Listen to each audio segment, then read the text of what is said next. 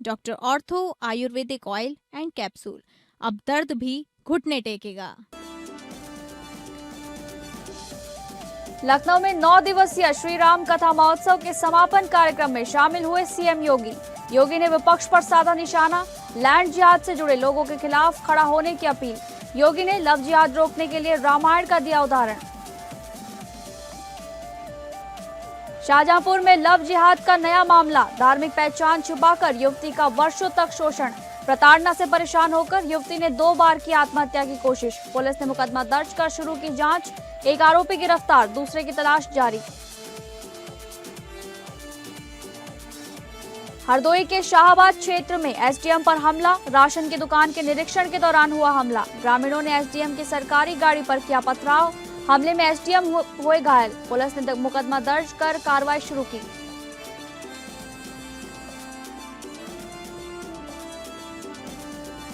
नमस्कार, आप सभी का बहुत बहुत स्वागत है इस बुलेटिन में। मैं हूं आपके साथ शालिनी राणा। शुरुआत करेंगे बुलेटिन की। लखनऊ में 9 दिवसीय श्री राम कथा महोत्सव के समापन कार्यक्रम में मुख्यमंत्री योगी आदित्यनाथ शामिल हुए। इस दौरान अपने संबोधन में सीएम योगी ने कहा कि एक नाम जो उत्तर प्रदेश से उत्तर से दक्षिण तक, पूर्व से पश्चिम तक हर भारतीय को जोड़ सकने का सामर्थ्य रख सकता था, वो नाम मर्यादा पुरुषोत्तम श्री राम का था। 500 वर्षों तक आंदोलन चलता रहा। 2019 में जब सर्वोच्च न्यायालय ने फैसला दिया तो उन्होंने स्वीकार किया, जहां रामलला विराजमान है वहीं राम जन्मभूमि है। सर्वोच्च न्यायालय ने के न्यायमूर्ति का व्यक्तित्व था कि हमने राम भद्राचार्य जी के व्यक्तित्व को सुना तो हमें इस बात के लिए मजबूर होना पड़ा कि कितने वर्षों से सनातन धर्मावलंबियों पर कितना अत्याचार हो रहा था। जब भी नकारात्मक ताकतें वर्चस्व में आएंगी तो ऐसे ही उजाड़ तहस नहस करेंगी जो रावण के समय में करते थे। शिक्षण संस्थाओं का वो ऐसे ही बंजर करेंगे जैसे खरदूषण ताड़का के द्वारा उस कालखंड में किया जाता था। और एक नाम जो उत्तर से लेकर दक्षिण तक, पूरब से पश्चिम तक हर भारतीय को जोड़ सकने की सामर्थ्य रखता था। पूज्य संतों के सानिध्य में वह नाम मर्यादा पुरुषोत्तम श्री राम का था। और इसलिए लगभग 500 वर्षों तक यह आंदोलन चलता रहा। एक लंबे समय तक आंदोलन चला। 491 वर्षों तक यह आंदोलन किसी न किसी रूप में चलता रहा। 2019 में जब सर्वोच्च न्यायालय की एक फुल बेंच थी, वहां के सभी माननीय न्यायमूर्तियों ने अपना फैसला दिया, तो उस फैसले में उन्होंने सर्वानुमति से इस बात को स्वीकार किया कि जहां रामलला विराजमान है वहीं राम जन्मभूमि है। अगली खबर का रुख करेंगे, जहां राष्ट्रीय जनतांत्रिक गठबंधन सरकार के सफल एवं जन कल्याणकारी 12 वर्ष पूरे होने के उपलक्ष्य में आयोजित विशेष कार्यक्रम में सहभागिता हेतु उत्तर प्रदेश सरकार के कैबिनेट मंत्री ओपी चौधरी, ओपी राजभर और संजय निषाद दिल्ली के लिए रवाना हुए। इस अवसर पर ओम प्रकाश राजभर ने कहा कि पिछले 12 वर्षों में एनडीए सरकार ने देश के विकास, गरीब कल्याण, सामाजिक न्याय, आधारभूत संरचना, किसानों, युवाओं और महिलाओं के सशक्तिकरण के क्षेत्र में ऐतिहासिक कार्य किए हैं। प्रधानमंत्री के नेतृत्व में भारत ने वैश्विक स्तर पर अपनी एक नई पहचान स्थापित की है। डॉक्टर संजय निषाद ने कहा कि एनडीए सरकार की नीतियों एवं योजनाओं का लाभ समाज के अंतिम व्यक्ति तक पहुंचा है। सरकार ने सबका साथ, सबका विकास, सबका विश्वास और सबका प्रयास के संकल्प को धरातल पर उतारने का कार्य किया है। दोनों नेताओं ने कहा कि एनडीए सरकार के 12 वर्ष देश के विकास, सुशासन, जन कल्याण और आत्मनिर्भर भारत के निर्माण के लिए समर्पित रहे हैं।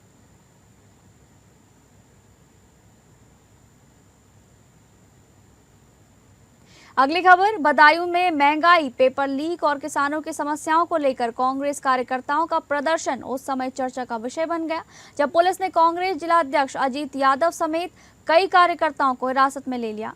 कांग्रेस जिलाध्यक्ष अजीत यादव के नेतृत्व में बड़ी संख्या में कार्यकर्ता उसहित थाना क्षेत्र के ककराला म्याऊ चौराहे पर एकत्र हुए। यहां कार्यकर्ताओं ने महंगाई के विरोध में पुतला दहन किया और सरकार के खिलाफ जमकर नारेबाजी की। प्रदर्शन के दौरान कांग्रेस कार्यकर्ताओं ने बढ़ती महंगाई, पेपर लीक की घटनाओं और किसानों की समस्याओं को लेकर सरकार पर निशाना साधा। मौके पर मौजूद पुलिस ने प्रदर्शन को नियंत्रित करने के लिए कार्रवाई करते हुए जिलाध्यक्ष अजीत यादव समेत कई पदाधिकारियों और कार्यकर्ताओं को हिरासत में ले लिया। उससे महंगाई चरम सीमा पे पहुंच गई है और इसके लिए ये जो प्रधानमंत्री मोदी जिम्मेवार है, इनकी सरकार जिम्मेवार है। आरएसएस और बीजेपी की विदेश नीति विफल हो गई है और हम ये कहना चाहते हैं कि इनको प्रधानमंत्री बने रहने का कोई हक नहीं है। जब आप देश नहीं चला सकते, देश की अर्थव्यवस्था को आप सही से नहीं चला सकते, तो आपको देश की सत्ता में बने रहने का कोई हक नहीं है। हम ये कहना चाहते हैं भाइयों, बड़े पैमाने पर जो महंगाई बढ़ रही है उससे देश की जनता के सामने बड़ा संकट खड़ा हो गया है। हम ये मांग करते हैं कि तत्काल जो बढ़े हुए दाम हैं वापस लिए जाएं। अगली खबर, हमीरपुर के विकासखंड सुमेरपुर के छानी गांव में तालाब में डूबकर एक ही परिवार के 3 बच्चों की मौत के मामले में कांग्रेस का प्रतिनिधिमंडल गांव पहुंचा। कांग्रेस नेताओं ने पीड़ित स्वजन से मुलाकात कर उन्हें सांत्वना दी और हर संभव मदद का भरोसा दिलाया। कांग्रेस प्रतिनिधिमंडल ने पीड़ित परिवार की समस्या और मुआवजे की मांग को लेकर राज्यपाल को संबोधित ज्ञापन डीएम कार्यालय में सौंपा। ज्ञापन में मांग की गई कि पीड़ित परिवार को तत्काल आर्थिक सहायता दी जाए, गांव में पेयजल समस्या को देखते हुए हैंडपंप स्थापित कराए जाएं, परिवार के सदस्य को स्वरोजगार स्थापित करने के लिए ब्याज मुक्त ऋण उपलब्ध कराया जाए, ऐसी उनकी मांग रही। कांग्रेस का प्रतिनिधिमंडल जिसमें पूर्व विधायक, पूर्व जिलाध्यक्ष और संगठन के पदाधिकारी, हम ग्राम छानी में जो छानी खुर्द में घटना हो गई, रमेश श्रीवास के 3 पुत्र और पुत्रियाँ थी, 2 पुत्र और 1 पुत्री। वो दोनों पिछले दिनों हुई घटना में, क्योंकि वहाँ जब तेज़ अंधड़ आया 29 तारीख को, तो लाइट के खंभे गिर गए थे और लाइट थी नहीं, पानी आ नहीं रहा था, तो तालाब में नहाने गए वो कपड़े धोने और उसी में उनकी असमय मृत्यु हो गई। प्रतिनिधिमंडल जो हमारा था, हमने जाके वहाँ ये देखा कि वहाँ 10 दिन से विद्युत नहीं है और कहना ये चाहता हूँ कि शासन और प्रशासन की जो व्यवस्थाएं हैं वो हर जगह फेल है। कहीं भी सुव्यवस्थित कुछ व्यवस्थित नहीं चल रहा है। अगली खबर, हरदोई के शाहबाद क्षेत्र में उस समय हड़कंप मच गया जब बाढ़ चौकी का निरीक्षण कर लौट रहे एसडीएम शाहबाद सुशील कुमार मिश्र पर कुछ ग्रामीणों ने हमला कर दिया। आरोप है कि सरकारी राशन की दुकान के निरीक्षण के दौरान हुई कार्रवाई से नाराज लोगों ने एसडीएम की सरकारी गाड़ी को निशाना बनाया और उन पर पथराव किया, जिसमें एसडीएम घायल हो गए। घटना के बाद पुलिस ने मुकदमा दर्ज कर कार्रवाई शुरू कर दी है। बताया जा रहा है कि उदयवीर नामक व्यक्ति ने एसडीएम के साथ अभद्र व्यवहार किया। इसके बाद एसडीएम उसे अपने साथ ले जाने लगे और आरोप है कि उदयवीर ने फोन कर गांव के अन्य लोगों को मौके पर बुला लिया। कुछ देर में ग्रामीणों की भीड़ मौके पर पहुंच गई और एसडीएम की सरकारी गाड़ी पर बांस के डंडों से हमला कर दिया। इतना ही नहीं, भीड़ द्वारा पथराव भी किया गया, जिसमें एसडीएम सुशील कुमार मिश्र के सिर में चोट लग गई है। घायल एसडीएम को तत्काल सामुदायिक स्वास्थ्य केंद्र शाहबाद ले जाया गया, जहां प्राथमिक उपचार के बाद उन्हें जिला अस्पताल रेफर किया गया। जिला अस्पताल में उपचार के बाद एसडीएम को डिस्चार्ज कर दिया गया है और उनकी हालत सामान्य बताई जा रही है। पुलिस ने मामले में संबंधित धाराओं में मुकदमा दर्ज भी कर लिया है। एसडीएम शाहबाद द्वारा परियल ग्राम जो कि शाहबाद ब्लॉक में पड़ता है, उसका निरीक्षण किया गया बाढ़ की तैयारियों को लेके। इसी क्रम में वहाँ पे मौके पे जब उनके द्वारा निरीक्षण किया जा रहा था, तो वहाँ पे कथित प्रधान के पुत्र द्वारा एसडीएम शाहबाद के साथ कुछ अभद्रता की गई, जिसके क्रम में एसडीएम शाहबाद ने उनको बैठाया। इसी के विरोध में जो कथित प्रधान के पुत्र हैं, उन्होंने गांव के कुछ लोगों को बुलाया जो इनके साथ उग्र हो गए एसडीएम शाहबाद के साथ और छुड़ा के ले गए प्रधान के बेटे को। तत्पश्चात एसडीएम शाहबाद अपना निरीक्षण करके जब निकल रहे थे, तो गांव की कुछ महिलाओं ने जो कि उग्र थीं, उन्होंने एसडीएम शाहबाद की गाड़ी पे हमला किया और एक पत्थर से एसडीएम शाहबाद के सर पे चोट भी आई है। अगली खबर, स्वास्थ्य विभाग में सरकारी नौकरी लगवाने के नाम पर लाखों रुपए की ठगी का एक मामला सामने आया है। ठगी के शिकार 2 पीड़ितों ने मामले की शिकायत एसपी से करते हुए आरोपी महिला के खिलाफ रिपोर्ट दर्ज कराने की मांग की है। जब पीड़ितों ने आरोपी महिला से अपने रुपयों की मांग की तो उन्हें जान से मारने की धमकी दी गई। मैनपुरी जनपद के कुर्रा क्षेत्र के ग्राम हाजीपुर निवासी कलेक्ट्रेट पहुंचे, जहां उन्होंने एसपी को शिकायती पत्र देते हुए आरोप लगाया कि एक महिला ने उन्हें स्वास्थ्य विभाग में एएनएम पद पर स्थायी सरकारी नौकरी लगवाने का झांसा दिया था और नौकरी के नाम पर आरोपी महिला ने साल 2022 में विभिन्न तारीखों में पीड़ितों से कुल 10 लाख रुपए ठग लिए।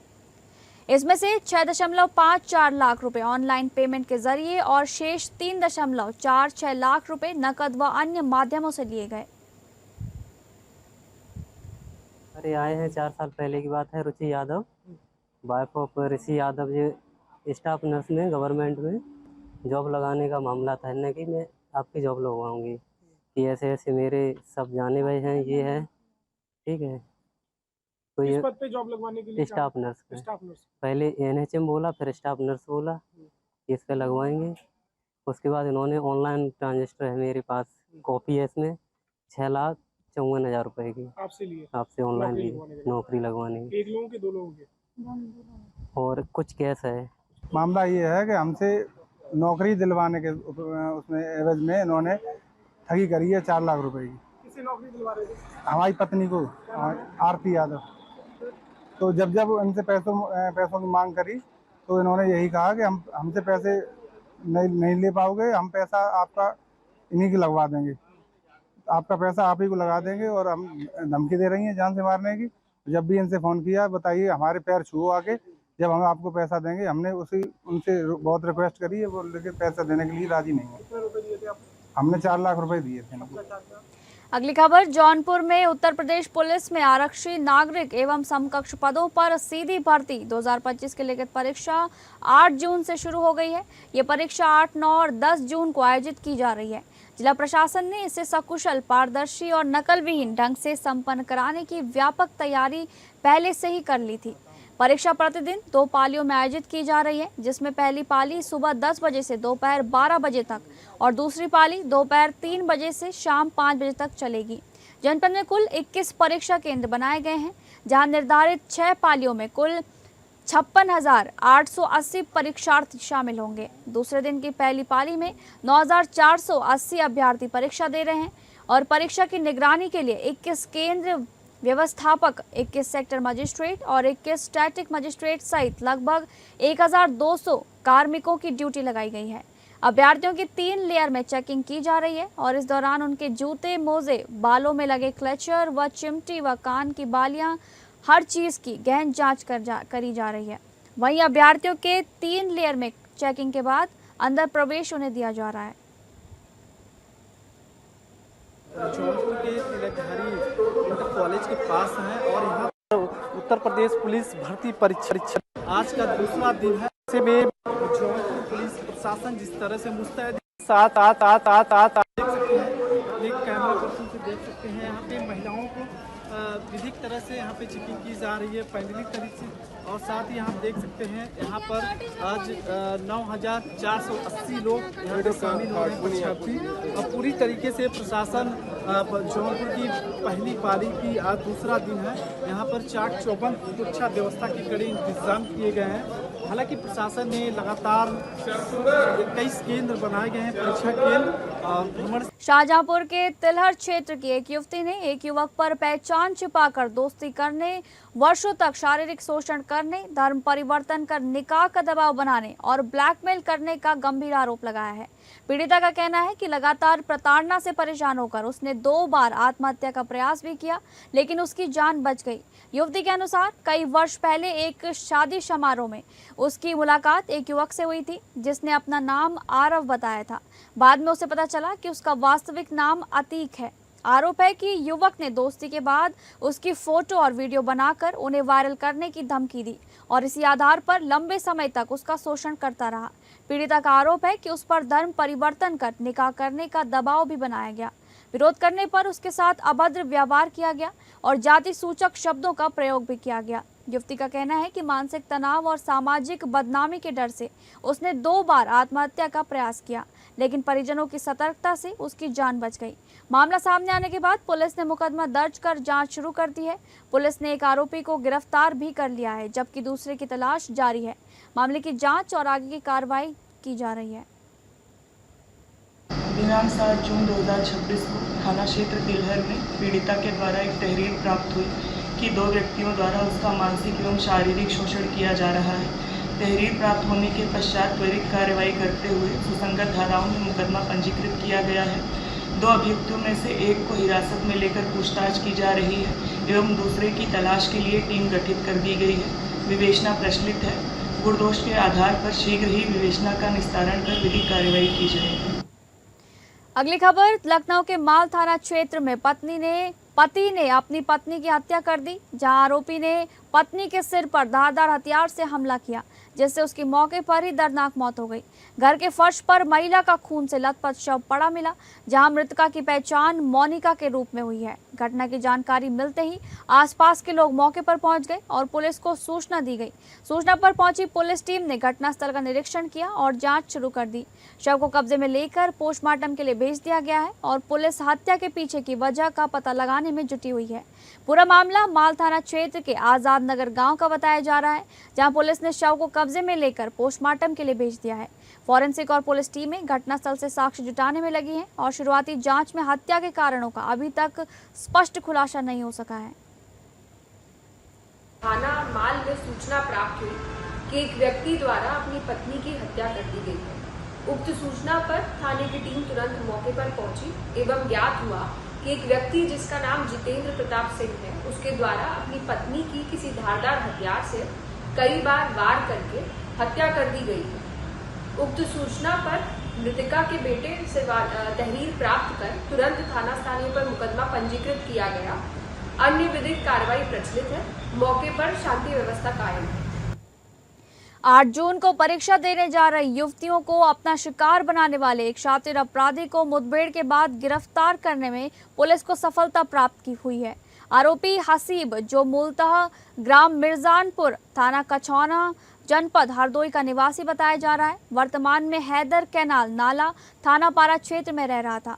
सोमवार सुबह आरोपी ने परीक्षा देने जा रही 2 युवतियों को चारबाग बस अड्डे के पास से आलमबाग ले जाने के लिए अपने ऑटो में बैठाए और उन्हें थाना क्षेत्र पारा के रामलीला ग्राउंड के पास सुनसान इलाके में ले जाकर उनके साथ जबरदस्ती करने का प्रयास किया।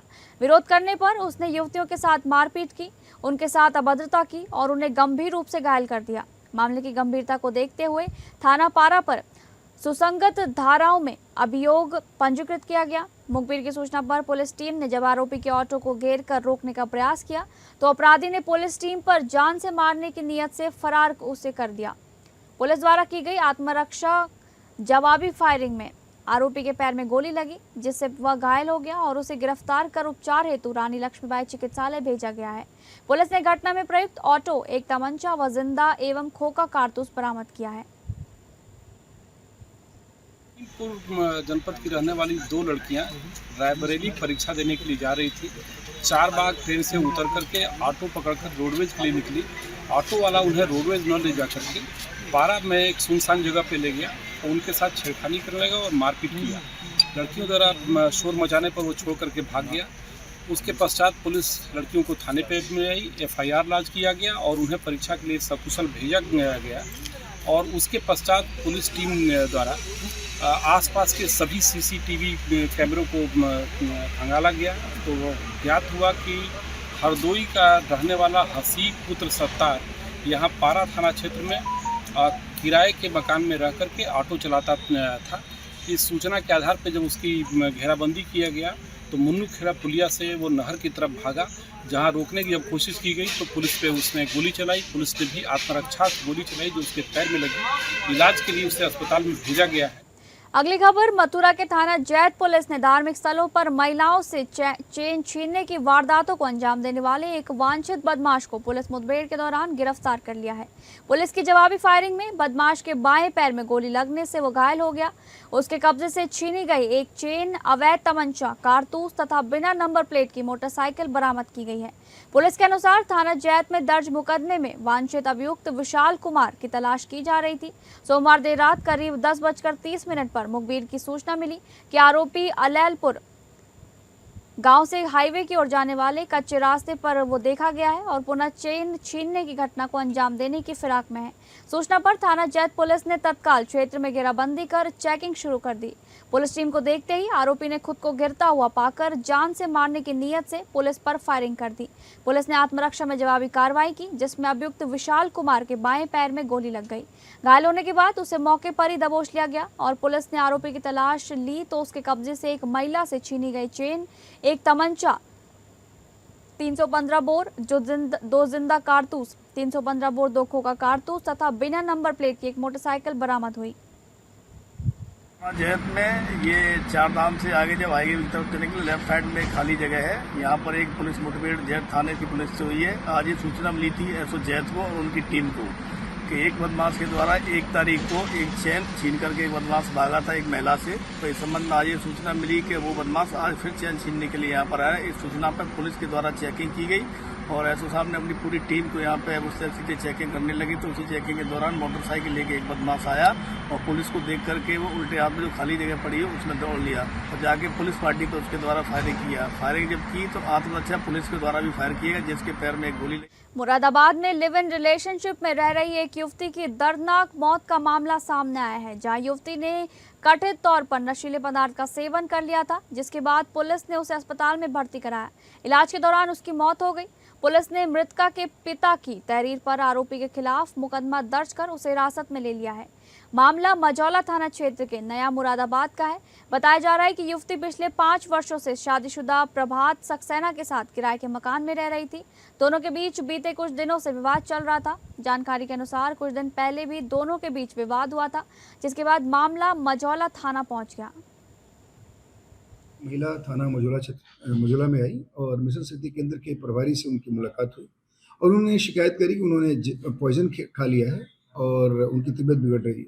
तत्काल मिशन शक्ति केंद्र प्रभारी अपने अन्य साथियों के साथ उनको लेके बगल के हॉस्पिटल में गए और जहां उनका इलाज चल रहा था, इलाज के दौरान उनकी मृत्यु हो गई है। इनफैक्ट इस प्रकरण के बारे में जब विस्तृत जानकारी की गई तो पता चला कि ये जो मृतका हैं ये एक प्रभात सक्सेना नामक व्यक्ति जो शादीशुदा है उसके साथ लिविंग इन में पिछले 5-6 साल से रह रही थी और इन लोगों ने एक किराए का मकान नया मुरादाबाद क्षेत्र में ले रखा था। 6 तारीख को दोनों के बीच विवाद हुआ था। उस विवाद को लेकर ये थाने आए थे और मिशन शक्ति केंद्र में ही इन दोनों की काउंसलिंग हुई। उसके बाद ये दोनों समझौता करके अपनी खुशी से रहने।